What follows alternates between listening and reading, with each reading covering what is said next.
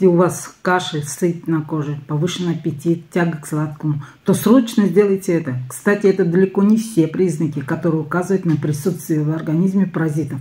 80% людей годами таскают их с собой и ходят от одного специалиста к другому в надежде повысить уровень здоровья. Но пока вы не очистите свой организм от паразитов, вы не избавитесь от своих болезней. И проще всего это сделать натуральными противопаразитарными травами, которые создают невыносимые условия для их существования. А вот какие именно травы должны быть, ты найдешь в описании.